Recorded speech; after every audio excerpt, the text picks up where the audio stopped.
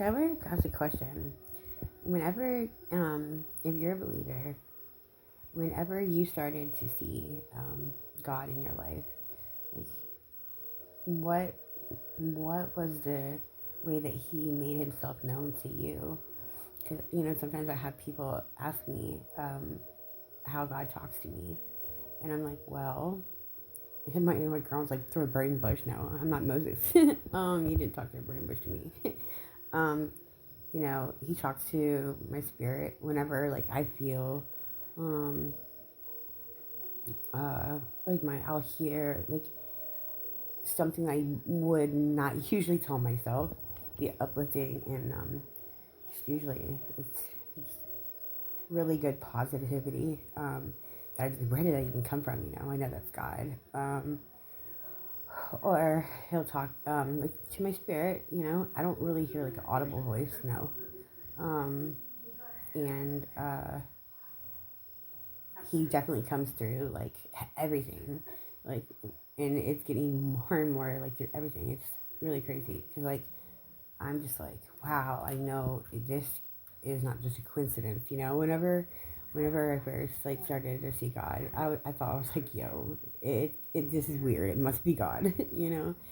It was just weird. It made me I literally thought, I was like, yeah, I'm weird. This is weird and crazy. Like I thought maybe I was going crazy. Because it's just a lot. It's a lot. It's a lot. Um, and back when then, like I didn't see people like they are now talking about God. It was before COVID, and I was always like, man, if people see God like this, why don't they talk about it? And then whenever I did come out, my family thought that I was like crazy or something, and they were telling me I was reading too much into it, or I was reading too much of the Bible. I'm like, no, if you're a Christian and you're telling me I'm reading too much of the Bible, you're not reading enough, Um, but so yeah, he'll talk to me through the Bible, and it's like a lot of synchronicities. I could jump from different things, and like it's like he's talking about the same thing and everything. Um, and it's really cool. It all aligns together. Um, I love to take notes and study. Like my past, I meant, I came into knowledge of God whenever I was a kid because my grandparents, but I wasn't raised up like going to church or nothing. Um, I just got rededicated last year. I got rebaptized with 8 other girls, and that was an awesome experience on New Year's Eve. And uh, I really just have went through so much, and Jesus being the only rope of hope that I had. I was out in Atlanta whenever I was homeless, and they probably called me like the Bible girl because I'd walk around and like that's all I would have. Like I was homeless, but I didn't have no clothes. I had books and love notes. I call them my love notes. But I had like my Bible, and I had notebooks and paper. Like probably like 80 pounds worth of it, and I'd be walking around skipping around like enjoying life, and people are just like, wow, this chick is like weird. I'm sure they probably thought it was weird, but yeah.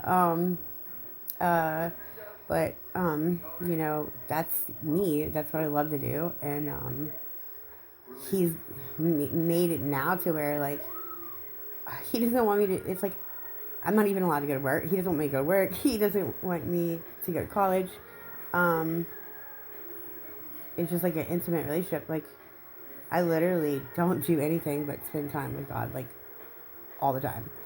And so it's a lot of sitting with myself because, it's hard, I guess, for some people because I was talking to my roommate earlier, and I was like, there's a lot of people that haven't came over, they don't believe because, and like it might take them a while. I mean, it's hard to believe in something that you can't see.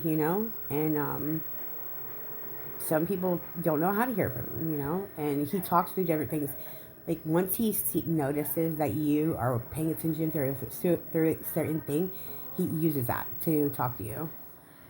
But like he talks to me through everything. He talks to me through people, and anybody. But like, and that too is like where you have to have a really really discerning spirit, because he told me one time, he's like, you can't trust everything you hear, Nicole, like, because he said the devil's been watching you your whole life, and he knows exactly everything about you, and he could come in and he's a trickster, He's gonna come in and start, like, persuading you, and, he's very, very cunning deceiver, so, you gotta pay attention, and, maybe, in some ways, maybe that's where I, got hurt, but, like I said, I might have danced with the devil, um, a few times, but I'll show that evil how to love.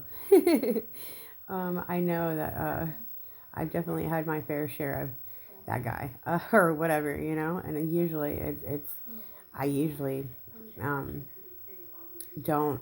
God told me, like, don't judge people by, um, to look at their heart. And I'm like, how am I supposed to do that? How am I supposed to...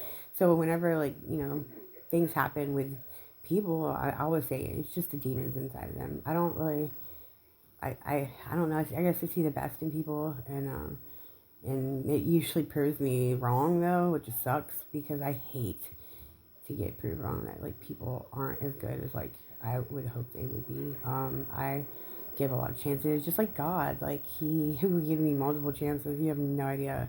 Wow, it's amazing. Like, I don't, I'm like, little old me. Like, you pay attention. Like, who am I that you pay attention to little old me?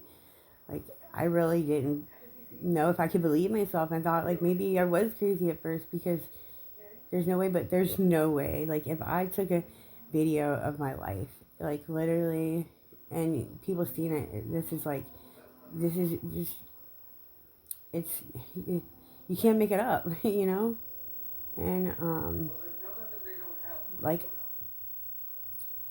he makes you feel special, and, it's, it's an amazing feeling. Like, he told me to, um, you know, it's like, my dad meant a lot to me, and, like, I had nothing else.